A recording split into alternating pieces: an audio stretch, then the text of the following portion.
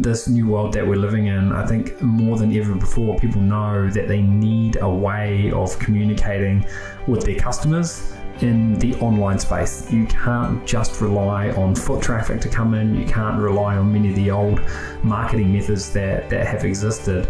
You're listening to The Growth Booth, the show focused on achieving lifestyle freedom through online businesses. Whether you're looking for step-by-step strategies to start building an online business, simple game plans to grow your business, or proven lifestyle freedom frameworks, you are in the right place. Stay tuned and be sure to join the thousands of listeners already in growth mode. Welcome back to The Growth Booth. Because we're rolling over into a new year, I thought that it would be timely to talk about some ways that you can actually make money in 2022. So what we're going to do is work down through what, in my opinion, are the top 10 ways to make money online in 2022.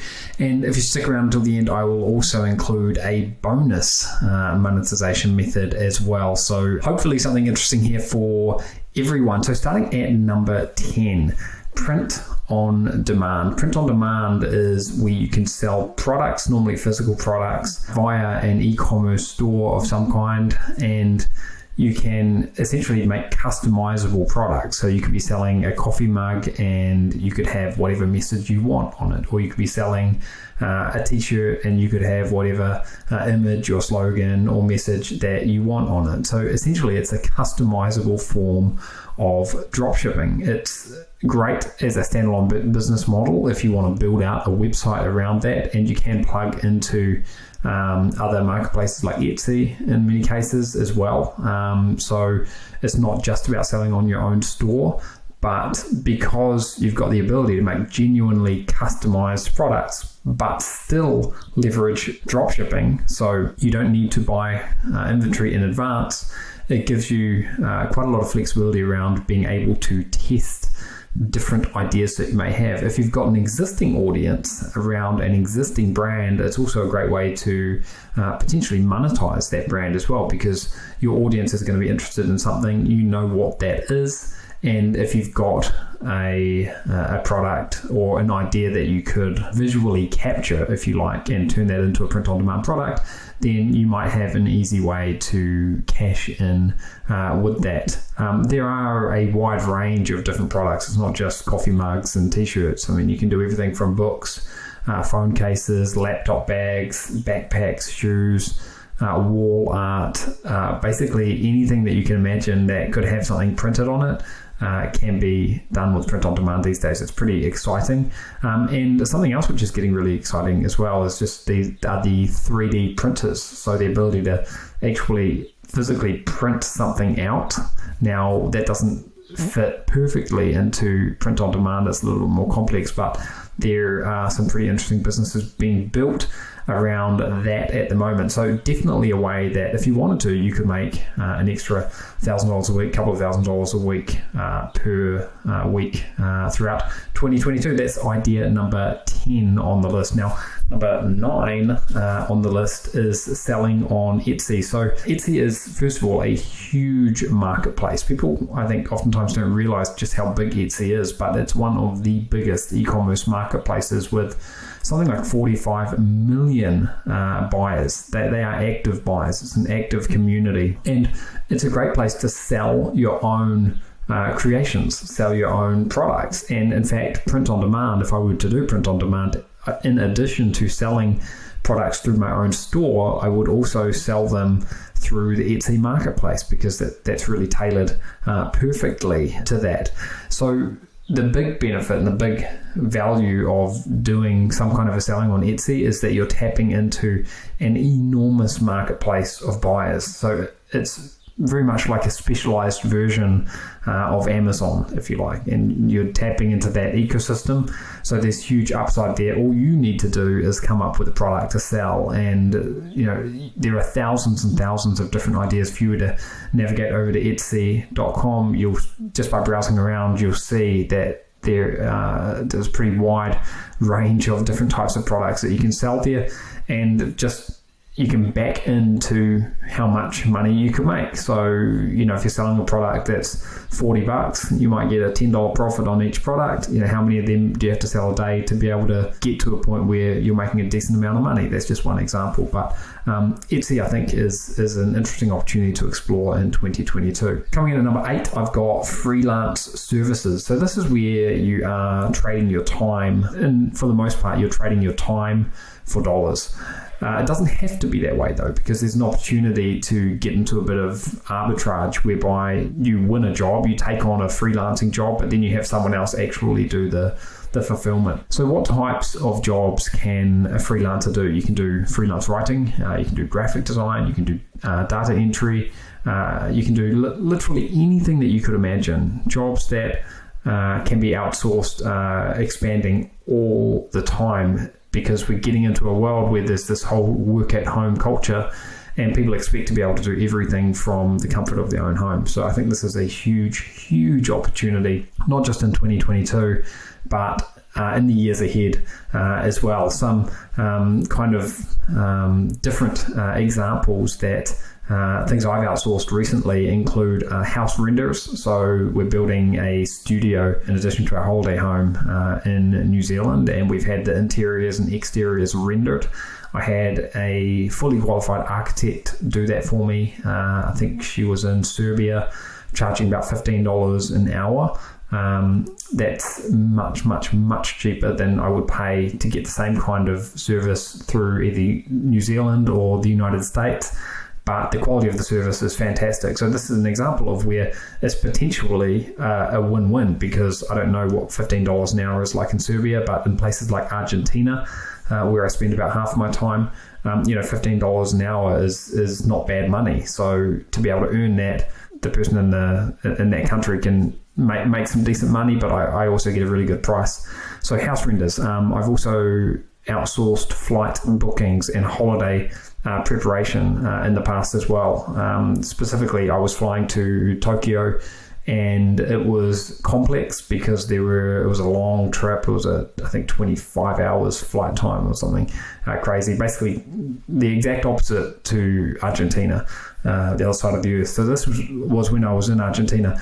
And I hired someone just to figure out all the logistics for me. They came back, they created a spreadsheet. They said, look, these are your different options. These are your different costs. Here's a recommendation. And they probably saved me, 4 or 5 hours of doing that on my own. So that's a little bit unusual, but example of something you can outsource. A virtual assistant or a PA style job or tasks, you could be someone's PA or virtual assistant and do a whole range of assorted tasks if you wanted to. So that's another really common one. And the way that you would get started with this would be just to head over to the likes of Freelancer, Upwork.com is another one, and create an account, create a profile so you can then bid on jobs.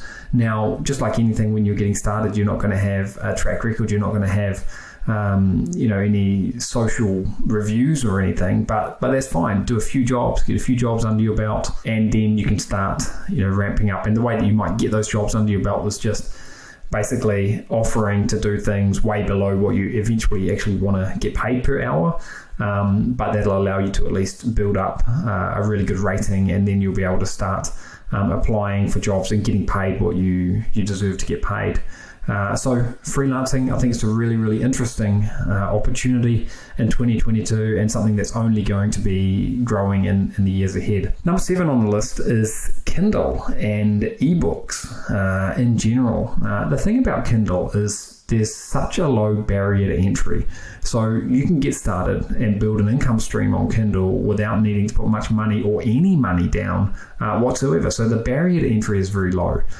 As is usually the case, if there's a low barrier to entry, there's potentially low upside. It's not quite the case with Kindle. You can definitely make hundreds of thousands of dollars on year with Kindle, but you might not get to making $1 million a year on Kindle quite so easily. You'd have to sell a lot of books to be able to do that, and most books are sold for under $10, so you really would have to sell a lot of books to make $1 million a year selling books on Kindle.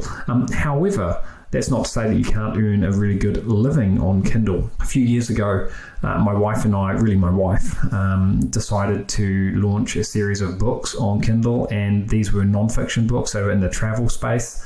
So they were city guides, essentially. So you want to come and visit London, here's a guide, top 20 sites in London, and here's a list of things you can do at night as well. So these were simple guides. They were based on a list where you could just list out 1, 2, 3, 4, right through to 20 best tourist attractions. It was information that was readily available on the web, although my wife also hired local writers to help with that in each of the destinations, and ended up doing really well with it. We were living for over a year, traveling around Europe, and all of it was funded by this little Kindle venture that my wife had set up as a bit of a side gig, and she had no previous experience. Now, you can probably make even more money by going into the fiction style of books. One thing I would do though is probably choose a niche and double down on creating a series of books, and I would map it all out. So, I've got a pipeline of getting from 0 through to 30 books as an example, and then I might assume that I'm going to get 2 or 3 sales per book per day, and that might give me 50, 60, 70 sales per day, and I might make a few dollars on each one. So as you can see, if you are willing to build a pipeline, then something like that can be really, really interesting and can make you a lot of money, and is something that I've personally done, and I think it's a really, really interesting business model.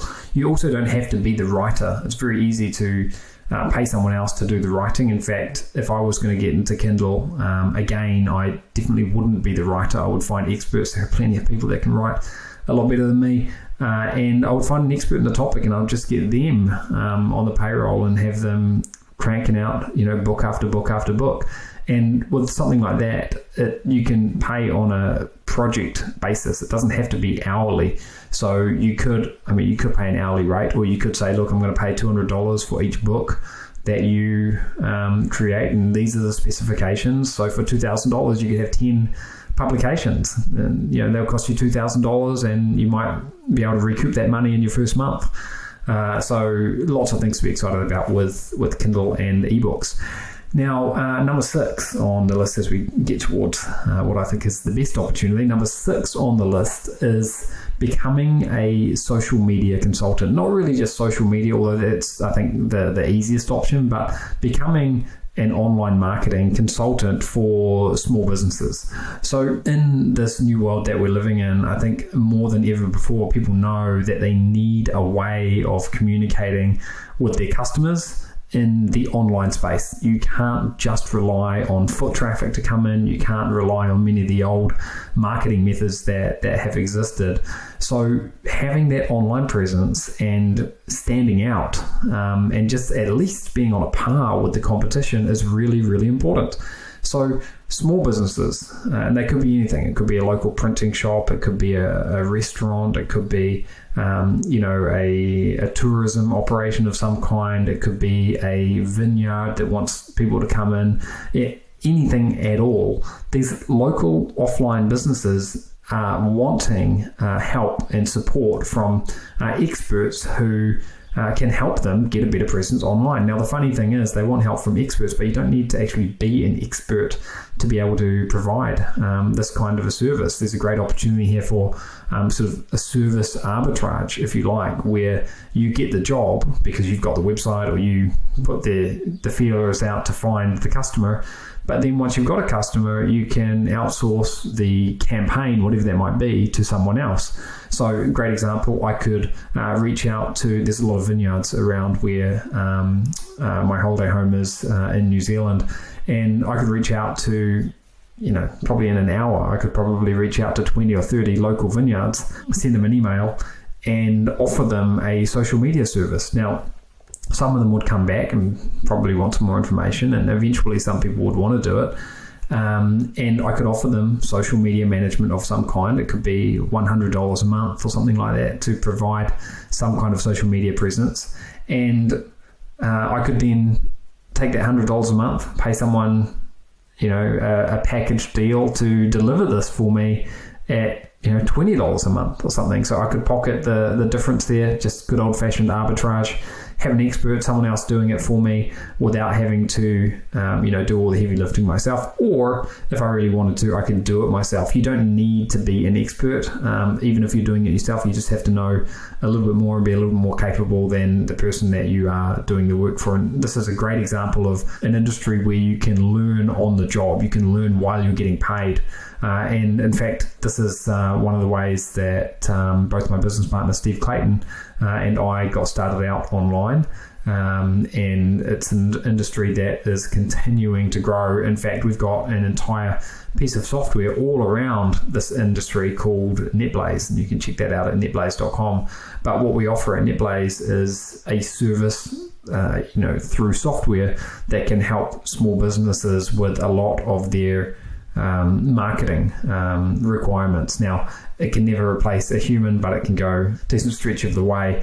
Anyway, going off track a little bit there. Number 6 is becoming a social media consultant or an online marketing consultant and helping small businesses. I think there's huge opportunity for that right now, especially because the world has been through this interesting pandemic, and a lot of local businesses are coming back stronger than ever, and with big objectives to up the game in the online space, essentially. Number 5 is software as a service. Now, software is something that does have a higher barrier to entry for the most part, unless you're a specialist in software development. And saying that, the reward can be absolutely huge. So in our company, we've got a bunch of different software as a service products that we market. 2 of the ones that I'm involved with a lot at the moment are NetBlaze, which I mentioned a moment ago. It's software as a service for small business owners, and Cartsy, which is our take on a platform for people that want to sell e-commerce products.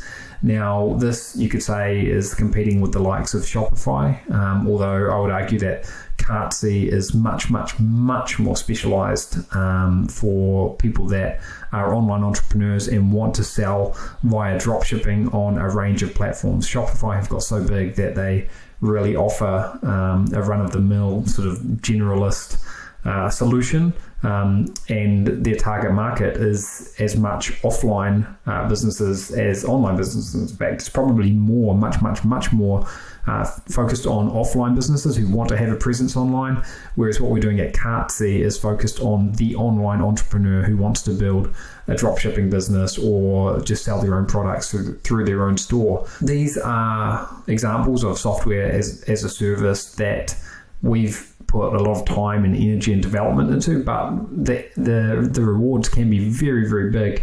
I know people who have sold software companies for hundreds of millions of dollars, and even on a lower scale. I mean, exiting for $50 million, after a few years, it would be pretty appealing to a lot of people. So software as a service, I think, because of the kind of rewards, because of the upside, it's definitely something that you should consider if you've got an idea. The bottleneck for most people is just having an idea, something a little bit different. It doesn't have to be completely different, but at least a twist on something that currently exists, because you will need that unique position in the marketplace. And then once you've got that differentiation, then you can start thinking about, well, how would you actually go about building something like this?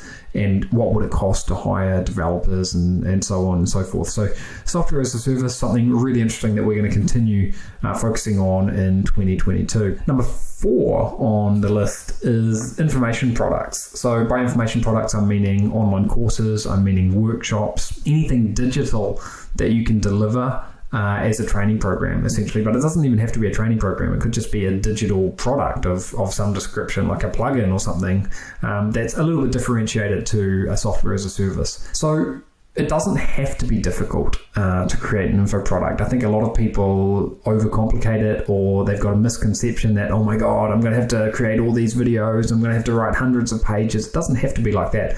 I've seen plenty of products that have made millions of dollars that are simply a PDF document, and you can make a PDF document using Google Word editor or whatever it's called, or Microsoft Word. I mean, you can make a PDF document, save it as a PDF, and away you go. Now, in my business, my company has got quite a lot of experience in creating information products. We've done, I think it's over $100 million in sales of different information products. We are the number one sellers on ClickBank, which is a marketplace, clickbank.com, where you can actually publish your own information products. They don't just do information products, they also do physical products as well. And we've sold a lot of products in different niches in that marketplace over the years, and obviously done very, very well from it. And as I mentioned, we are the biggest vendor in ClickBank history, so we know a lot of the people behind the scenes at ClickBank, and they really are great to work with, and they can handle all of the payment processing and essentially sort of like publishing, if you like, of your product. So let's say you've got a hobby, or you're enthusiastic about something. Maybe you want to create a guide teaching people how to train for a marathon.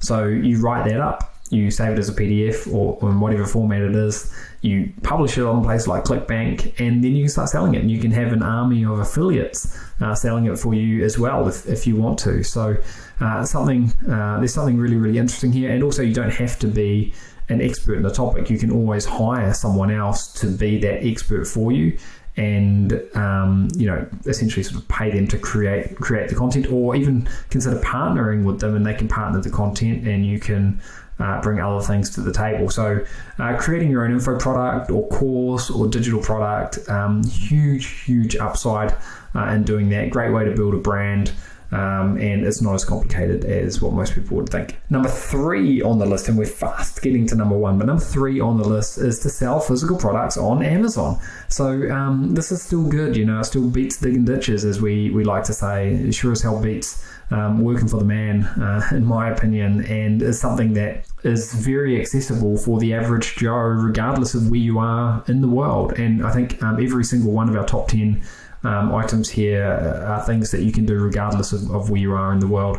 Selling on Amazon, there are multiple ways to do this, but what I'm specifically talking about here at number 3 on our list is selling your own brand of products on Amazon. So this is whereby you go out and develop a product line and sell different range of different products under your own brand on Amazon. So an example of this might be a special backpack that's designed for people who do photography. So you might get this created, and typically most people get their items manufactured in China. In fact, I think something like 80 or 90% of the world's products are manufactured in China these days. Not the only game in town, but certainly an easy one to get started with. You can find a manufacturer on the likes of Alibaba is a great place to find manufacturers there, and you can order whatever the minimum order quantity is. Maybe it's 100 products, maybe it's 1,000 products, get them sent over to the Amazon warehouses, and then focus on the marketing at that point.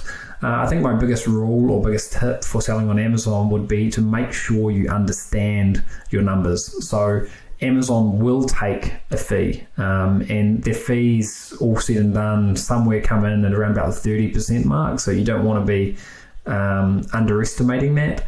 Typically, if I'm able to manufacture and send a product for $10, I want to be selling it for $40. So I like to 4x or multiply by 4 whatever my manufacture and shipping costs are. If my manufacture and shipping costs are $20, then I probably want to be selling it for closer to $80. And that'll mean that I get a decent margin. And by multiplying by 4, you're probably going to end up with a margin of 30% or higher, which I think is pretty decent for this kind of a thing, selling on Amazon with your own brand of product. One of the things that I love about this is it can be a stepping stone to going offline, and I'll talk about this in a future episode here. We've got one of our brands is sold in over 10,000 stores offline now. So, offline can be a huge additional income stream, and it's almost completely separate, right? So you can start off selling on Amazon. You could then, build out your own store if you want to, and then you can start selling offline. So, this is a starting point. Amazon has its own ecosystem of buyers, which I think is really exciting as well, because when you put a product up, people will see it. And if you've done a good job on differentiating, then you will be able to stand out in the marketplace, and you will get some sales. And with a little bit of savvy marketing, maybe some paid advertising on Amazon, you'll quickly be able to move up through the pages and start gaining a lot of momentum. So Amazon's still a really interesting opportunity, in my opinion, in 2022. Number 2 on the list is affiliate marketing. So affiliate marketing, lots of different ways you can do it, but essentially what it is selling other people's products and earning a commission of some kind. So you can be selling a digital product, you can be selling a physical product. I'll give you a couple of examples of each from in my own business. So in the digital product space, over the years, we've sold lots of different products, from dog training to woodworking to online business to mindset, and everything in between. So digital products, that's one example. Physical products as well. There are lots of physical products you can sell as an affiliate these days. I think one of my biggest wins selling physical products were Halloween costumes. So at one point in time, I had over 1,000 different stores selling Halloween costumes. And the reason I had 1,000 is because I had specialist stores back, going back, 7 or 8 years ago. You could get a lot of extra traffic by having what we called an exact match domain name. So I was able to buy domain names like spidermancostume.com, and that would rank at the top of Google inevitably for any time someone typed in Spider-Man costume.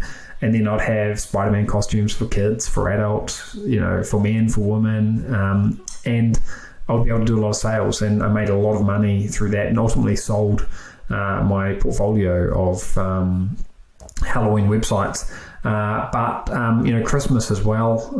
There's a lot of holidays and special events throughout the year that lend themselves nicely to selling physical products as an affiliate. So there's different ways that you can make money. You can make a percentage of the sale. That's one of the most common ways. Sell something for $100 and you get a $50 commission, as an example. You can make money as an affiliate just for information. So if you're able to send leads, so visitors, to a vendor's page, and they put in their email address or their zip code or something like this, or their physical mailing address or something, then you can get paid as a result of that action. That's called cost per action or cost per acquisition, where you will get a flat fee based on people giving information. So you don't even have to sell anything at that point. And this is something we do a lot of, over 7 figures in 2021 through CPA marketing, which is, as I say, a form of affiliate marketing, and it's probably my absolute number one favorite form of affiliate marketing right now, because I think you can easily break even on paid traffic and on the front end, and ramp up to big profits when you start taking things like an email list into consideration.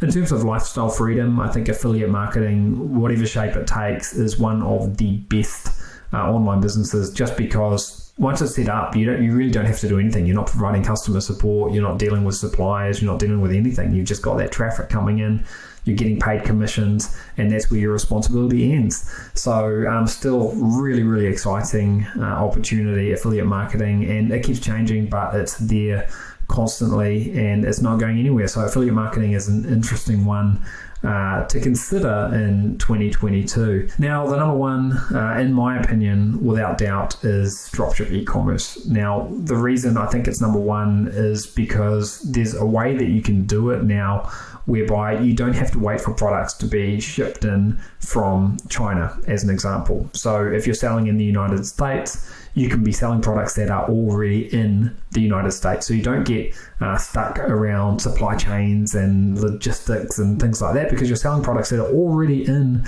the United States. You also don't get hung up on needing to put a lot of money into inventory, because you're only buying a product after it's been sold. You don't get stuck on branding or anything like that, because you are selling other people's products. So I think selling on Amazon with your own brand, that was number 3 on our list. A couple of the downsides to that one is that you will need to put some money down to be able to buy your first round of inventory before you can make any money. It might be $1,000, it might be $3,000, but you'll have to put some money down. with dropship e-commerce and the way that we do it, you can get around that because you're using other people's products. You're only buying the inventory once you've actually sold it. And it can be run from anywhere in the world. I think right now there are some really, really interesting marketplaces that haven't been tapped into very well. So we're still getting amazing results with Google Shopping, Microsoft Shopping. Facebook Marketplace is a good one, and there are some new ways to really leverage that in 2022.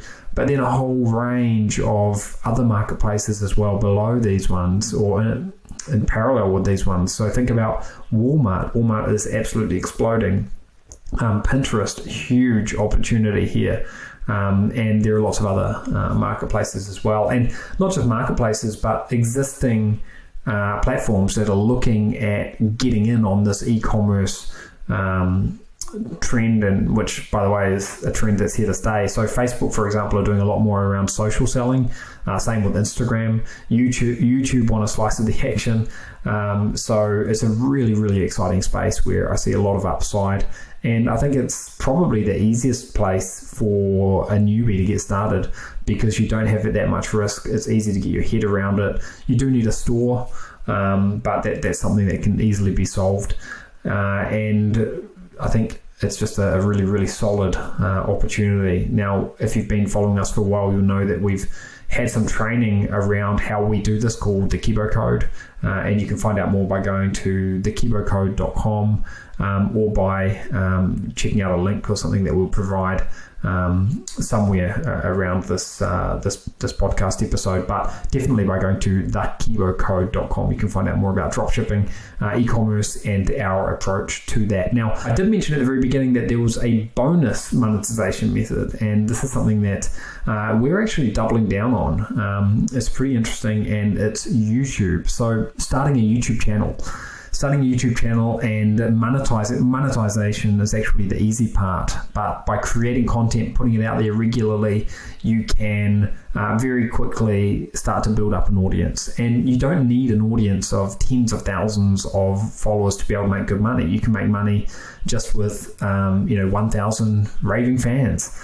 And YouTube is a great way to do this. YouTube's got its own ecosystem of viewers, and by getting video content out there in a regular fashion, you will start to cash in on the YouTube algorithm. You need to have something to talk about, but you don't need to be the face. You can hire someone or have a partner that becomes the face of what you're doing there. And start to build out a channel. Now, the way that we're approaching this in our business is we've got a few different channels, but we're sort of looking at them like long-term plays, like marathon plays. We know that it's not going to be a one day to the next thing, and I'm talking about YouTube from an organic standpoint, but paid ads on YouTube are a whole other exciting opportunity. But from an organic channel standpoint, we look at it as very much a marathon play where it could take a year, or it could take 18 months, maybe 6 months or 9 months, but it's going to take some time. It's going to take some number of videos to be published before you start reaping the rewards of the YouTube algorithm rewarding you with lots and lots of traffic. And when you've got lots and lots of traffic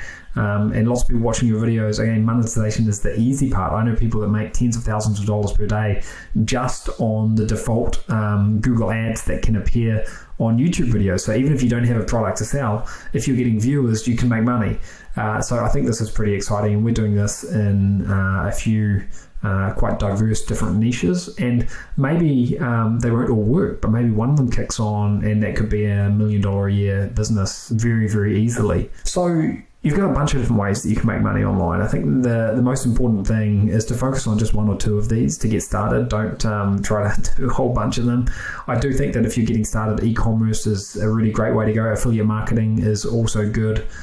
So these are the ones that I would recommend you look at to begin with. And as always, you can find out a lot more about how to get started in building an online business, how to get started with lifestyle freedom by heading over to thegrowthbooth.com, and that's where we'll have this episode will be published along with show notes, different useful links, and all that good stuff. So thank you for tuning in here today. Real pleasure to have you listening to this. Hopefully you've got a few ideas out of it, and I wish you all the best in your business endeavors in 2022.